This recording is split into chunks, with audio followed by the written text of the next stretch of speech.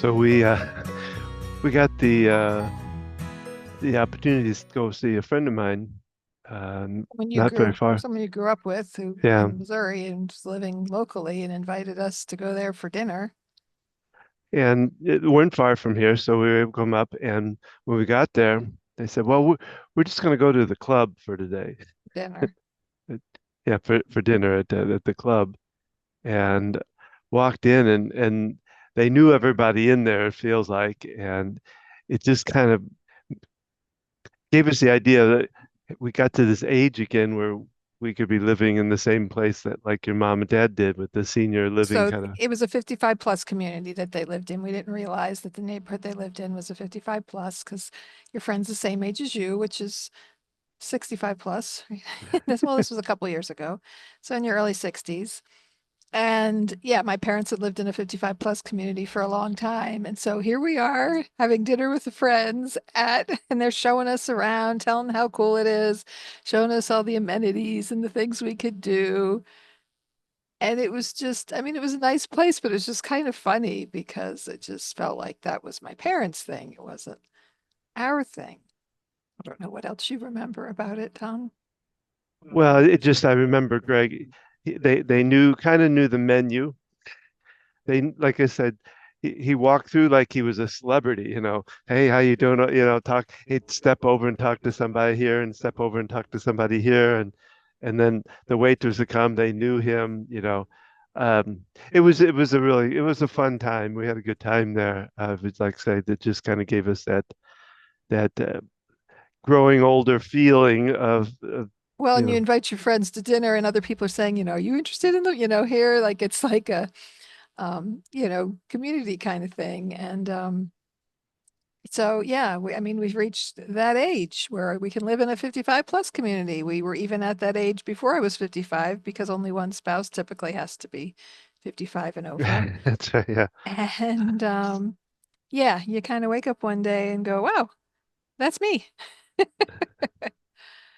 Well, hello, this is Gina And this is Don. with Focused Healthy Family. And this is podcast number 172, getting close to 200. Today, we're talking about socializing after 60. And we'll start out with just a tip for you here. Uh, and what I looked this up, came from betteraging.com. And one of the first tips they gave was keep the end goal in mind. And when we're talking about, moving ahead, doing things, exercising, things like that, we want to always keep that idea in mind. This is what they'll read here is this is somewhat like a battle to overcome negative thinking. It's easier to accomplish something if you keep your mind on the end goal and the benefits of moving. That can include more money in your pocket, living closer to loved ones, and having an easier to maintain home. While the process can seem challenging at times, keeping in mind what you plan to accomplish can get you through the tough moments. And, we're talking today about exercise and getting socialized. And this is talking a little bit about moving, but it's even when you get out of moving and you're ready to get back into a life and socialize, you got to keep the end thoughts in mind for yourself. Um, when say end thoughts, I'm talking about older people. I mean, Well, yeah, that's what's our end goal? end goal. To Yes, not that regret things in our life, to have lived a happy life, to do our bucket list. But yeah, what's the goal in mind, I guess. Yeah, I just found that ironic. a couple of jokes for you here. The first one, old woman sitting at a bar when an older gentleman sits down beside her. So, he says, do I come here often? I thought that was hilarious. Um, uh, That was the, good. the next one, she said, so I decided to take an aerobics class for seniors. I bent, twisted, gyrated, jumped up and down, and perspired for an hour. But by the time I got my leotards on, the class was already over. So here we are. So I was thinking about it today because we've talked with, we've had a couple of uh, assisted living facility people on and talking about, and they talk about people don't realize until they get to assisted living how much more socialization they can get from that. When you're living on your own, even here, we haven't had a chance to really get involved with neighbors and kind of get involved with this community. And so you don't get as much in living on your own. So were you going to say something? Yeah. You can Turn, spit my it turn. out. So we've talked about aging in place, and how awesome it is if someone can continue living where they are, and yet, if they're not driving, if they can't get out and do things, there's sensory deprivation that happens. And are they getting interactions with people and not just your visits, if you live close or something, but really having a sense of community and spirit. And even someone who's not typically, some people say, oh, I'm kind of a loner or I like to be by myself. Well, we all have kind of a social nature about us, and there's different degrees of getting involved in a community. I know just speaking quickly of my mom's experience in the 55 plus community, it could be isolating when you're all in separate houses and have your own separate things going on versus now she's at an independent living apartment and, the hall's going to do an activity. And I was telling our daughter, and she's like, wow, it's like Grammy's in college. And, a lot of people are widowed or their spouse has an illness or different issues, or, and just having that camaraderie, we're creating a community because unfortunately, the nuclear family, we're spread out. We often don't live really close to our parents, our children, our siblings, or the family's not nearly as big as it used to be to have the support of other people. And so, what else do you have to say, Don? Kind of took off with that.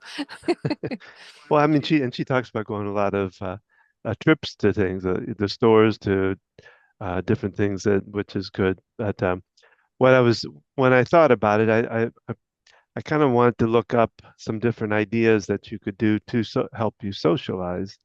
And I was able to come across this place. It's by Healthline Medical. Um, and here they talk about 12 ways to expand your social life after 50.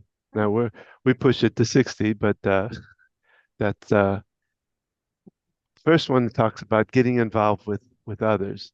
So getting out there, getting yourself involved with other people as you're doing your exercises or doing your work. You pull other people into it, can help you get yourself the beginning of it. Okay. You can add in anytime you want. No, that didn't make a whole lot of sense. Getting other people involved with you, like how do you get other people involved with you? Well, it says here, people don't talk about social benefits of exercise quite as much as physical and cognitive benefits, but they should. So many different forms of exercise that involve other people, including dance, team sports, solo sports, you do alongside others. Having been shown trusted source to help people feel a sense of belonging and encourage social bonding. Okay, so you're talking about exercise. Now it makes sense. Um, yeah, I thought about that myself working out at the gym we belong to, the YMCA, and there's exercise classes. And, I've kind of become a solitude exerciser, but I'm like, it would be nice to be in a class and have that sense of, we're here together, we're all have the same end goal, like you talked about. And yeah, it is an opportunity to connect with other people, and it does utilize exercises our brain, which as we're aging, we want to keep that as active as our body to keep um, our cognitive skills functioning. And you're stepping one step ahead because number two is take a class. And and like you said, in integrating with other people, and it's also fun. It's something to enliven the spirit there too. So number three is schedule daily hangouts. They talk about finding places to meet up with people, get get people involved. They talk about, well, let's read it. Okay. So you can quickly start to feel socially isolated if you live alone or don't have much time to socialize with others. If you're in this situation, try making conscious effort to schedule social dates with others. If you can't get out of the house or whatever reason, and don't feel like it, consider checking in daily with friends or families by phone. They talk about also getting online, calling a loved one, having coffee with them, or going to a park, a dog park, to chat with other dog lovers, all healthy social time. I go to the park without my dog. Would that be weird? Yes, just pretend, just have a leash and pretend like, Yeah, my dog's the one over there.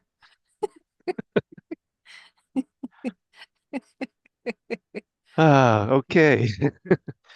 So, in talking about taking classes, I talk to residents I work with, and doing puzzles and games is good for the mind. So I have people tell me, yeah, I do my word search. I do it every day. It's like, which is great. And it's good to do something new. Take a class to learn a new skill, do a different kind of puzzle than you've been doing, because to really challenge our brain, it's got to be kind of new learning and a new activity. So consider learning a new game, whether it's online, a puzzle book, playing a game with family.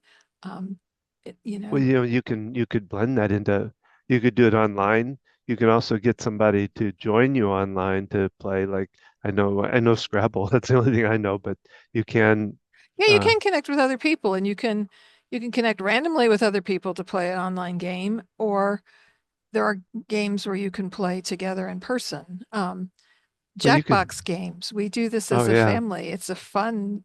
we haven't You have done to that in a while. purchase the games, but you host it, and we've done it, niece and nephew out in California, brother up in Pennsylvania, my son at his house, us here, and we go on Zoom together and we're all playing the same game together. And yeah, it's quite a way to connect socially with people. And if you enjoy different kinds of games, Well, and you can bring it home too. It doesn't always have to be online. It can be you can invite somebody to the house and play Monopoly. You could play anything. You could play Jackbox with people at your home too. yeah, So you can play it together. So yeah, there's so many different kinds of ways, and just there's Zoom, there's I've been using Marco Polo app, which is an app where you record yourself video and voice, and then other people can listen when they're able to, but they can also watch it live, and so they can give thumbs up and hearts. So it's a little more than just texting someone, having the video message, if you, it's it's less invasive than a phone call if maybe they're sending the message at a time when I can't, talk to them directly. There's different kinds of platforms out there for us to make better connections. And yeah, a good old fashioned phone call, like just to be able to it'll talk to someone. that, I like that. No. Um, the next one is using social media to text and stay in touch with people. So, Just you what know, we pretty much just talked about. yeah, and I mean, because you think about socialization is getting together and being around people, but it's also connecting, keeping in contact and connecting with other people. Um, they do mention here to also be very careful of your privacy and all of that for seniors and older. Um, Plan transportation ahead. I thought that was an interesting one.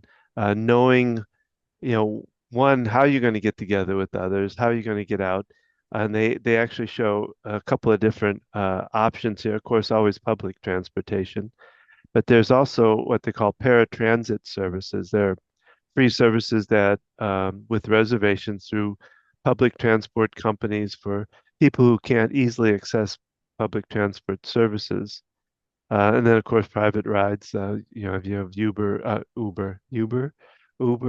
and what's the other one? Lyft. Lyft. Yeah, that's the Yeah, a other. lot of communities have senior transportation services that, um, yeah, kind of provide a little extra help helping someone get on a van, or whether they need a lift, if they're in a motorized scooter because they can't walk a distance.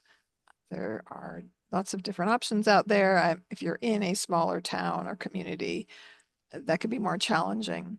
Um, and finding out what is in your area, what is available. The next one is volunteering, and I get a, I can always tell. My funniest joke was when I was a young kid, my great aunt, her name was Aunt Zita, and she was in her mid 90s, and she was volunteering at I think that at that point it was a nursing facility, is all it was. But she'd always say, "I'm going in and helping those old folks." But it is a good idea to get out and volunteer. There's all kinds of different things you can volunteer for, and it gets you out there again to socialize, but it also helps the community, which is a very important part of socialization too. Yeah, and there's so many different avenues. You can volunteer at a hospital, you could volunteer possibly at a school, a rec center, a library, a lot of different places depending on your interests. Number seven is meeting people with diverse settings. Um, not, not always staying in your exact uh, age frame, your exact racial, I guess, there's a lot of different ways of being able to meet people in diverse location. Okay, kind of stepping outside your comfort zone and doing something.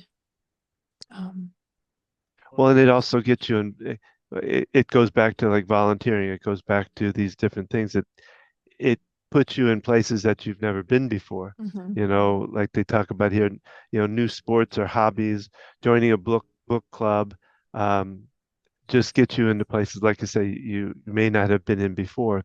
Mhm. All right. Invite others into your social activities. So, being it, this is where it talks about reaching out to others, whether you know them or not, sometimes just asking if they could join you um, in whatever you've got going on. And they talk about making sure could you carpool with someone instead of commuting alone? Could you chat with a friend on a phone while you cook? Could you invite someone new to join your exercise regimen? Could you invite a friend to join you for a movie night? So it's kind of going back in days before you were married and you had to go on dates. You had to ask somebody to do something, with you. But that, I don't know. Yeah, and I think, the way our culture is currently and with social media and just how busy we are, we can become isolated. We moved to a new neighborhood. We met some people when we moved here. We met people at the yard sale and Halloween, but people are busy doing their own things. And reaching beyond that, it does take effort as we get older and we're, raising our kids, whatever, taking care of our parents. We're not, we go exercise and we just want to go, we got 30 minutes, we do our workout and we're done. And so making that extra effort to connect with other people, because especially now before we retire and, building up that community, because otherwise we're busy running around and then all of a sudden we're retired and we don't like where are my friends? Not that you can't then make connections at that point as well, but thinking about that, I'm thinking about it myself because, yeah, how many social connections? Well, and you think about too is that we a lot of us are still working. Doggy, doggy. Sorry. Dog interrupted. Doggy was interrupting there, but a lot of us are still working and being able to have the time to do this. And I kind of comes to a point of having to make some time to do it, I guess. Yeah, really, scheduling it, scheduling the time, even if you're doing something by yourself, go window shopping somewhere. You can talk to the people at the local stores, you can connect with people kind of more informally and, getting out. Um, uh, I enjoy talking with strangers and it can be kind of a fun way to get out and make some connections with people without a whole lot of commitment. Well, the next one is a tough one. Swap solo online and TV time for social activities. we all kind of get into a little bit of a rut of sitting down because we're tired by the end of the day sometimes, and not getting out, taking a walk, getting outside, doing different things. There's so many TV shows now, so many options. I heard someone on the radio, they were like, "You haven't watched Stranger Things yet?" And she's like, "I have so many things on my list. I haven't gotten to that yet." And yeah, it's very easy. You can watch on your phone, you can watch it anywhere, anytime.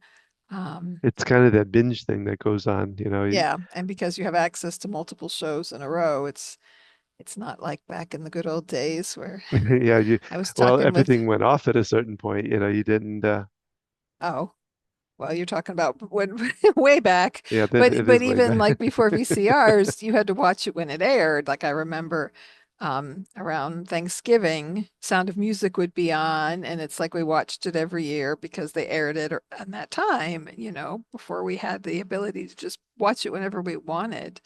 Um, so there's pros and cons, obviously, because now we're not like this is a funny story. My best friend in high school.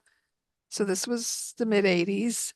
And I guess her parents, I mean, VCRs were around then, but we'd before either of us was driving or had a car and we wanted a ride to the mall. It's typically what we did.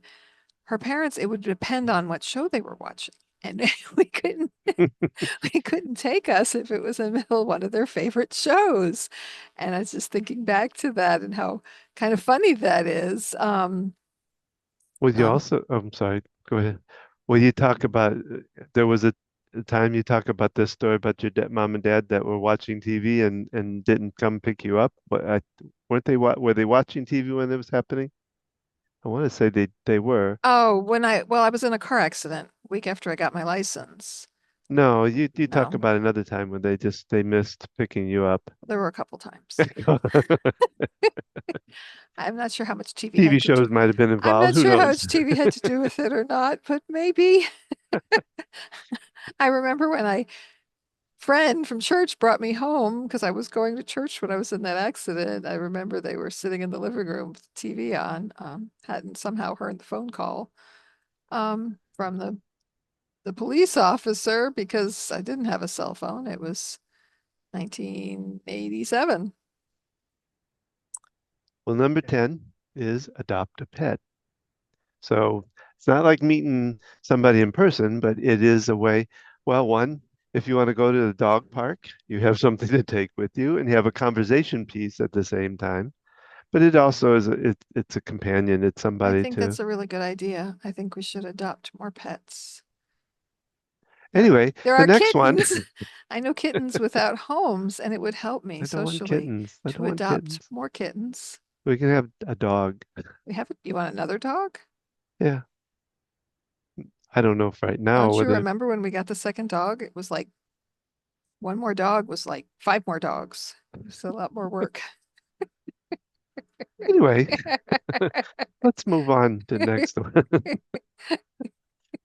Uh, visit your local community center. We have some here, and they have a lot of different activities to get people involved. They also feed people so that if it's a senior that's having some food issues that they can't always afford enough food, your community centers a lot of times will do that. And there are like we live where there's a senior center, there's multiple senior centers in the county and surrounding areas, but also some churches provide this. I remember when my our older daughter did Girl Scouts and a certain um, week of the month, this they did a senior event community and they provided a meal and an activity. We had to use a different space in the church for when they did that. And so checking out what there is in your area, because maybe if you're in a small community or where your loved one lives in a small community and you're concerned about them, there might be a local church or other organization that provides weekly or monthly a meal event activity. Well, and the last one is about getting professional help. You know, I've run into in my own practice run into a lot of patients that are alone they came to the practice and that was their best opportunity to talk to somebody. Um, and it's not a good place. And so finding professional help that can help you through that loneliness. They talk here about starting with your local doctor or a local priest, local minister, whatever, to get started. And you can also probably find some opportunities for free services too if you can't afford it. But it doesn't hurt to find somebody to talk with to be able to. Whether um, it's a counselor or an EFT practitioner or, some other, that would be interesting to research what's out there for like senior I connection, community. I know there's hotlines for, mental health issues and other support lines for support like that. Um, yeah, something to research. My mind's off on a tangent now. But yeah, seek help because you don't have to be clinically depressed or have a specific disorder. To work with a therapist, a counselor, I highly recommend a well-qualified EFT practitioner. That's my choice of therapy. And not my husband, who is an amazing practitioner, but um, she's actually a good friend of mine. I've worked with two different people closely. Um, yeah, because we need to process things that we're dealing with. And Well, I can read a little bit of a takeaway that they put on here at the end of this. Getting social on a daily basis is crucial for people of all ages and has many health benefits. If you're in a transition period, such as retirement or adult kids leaving home, then now is the time to start forming new habits and expanding your social circles. Maintaining strong social connections will help you live a long and happy life. That was it. And so we don't, I'll try to post this up on sure, if not the the link link to it. to it. Yeah. And if you have other resources, things that we've talked about here today, please reach out. Let us know. We are always looking for people to interview. Even if you're not an expert in the area, but you're familiar with something, even having you on for part of a podcast to talk about it or connecting us with other people. We love doing interviews and are working to set up other interviews to have on for future episodes. So that's our podcast for today, and we hope you enjoyed it. We would love to hear from you if you're wherever you're coming from, if you're listening to it. Make sure to comment on it. We'd love to comment so that we can take those and draw from and send more information out for you. Make sure to like us if you can. You can find out more about what Gina and I do. Gina's we're hoping to get the OT answer the ask the OT out with some different information for seniors. I have my every week, I should say, I have my Tuesday at 7 o'clock. I do a tapping process, a group process. It's free to anybody that 7 p.m. Eastern Standard Time. did I not say that? Just wanted to make sure I was saying it the right stuff. No, I just wanted to confirm 7 p.m. in Eastern Standard Time. That's right. Yes. Um, you can find out about what Gina and I do, and we've done a lot of past interviews and different information about seniors and the caretaking. You can find it all at www.focusedhealthyfamily.com. You can find us on Facebook at Focused Healthy Family, Instagram at Focused Healthy Family 1, YouTube at Focused Healthy Family.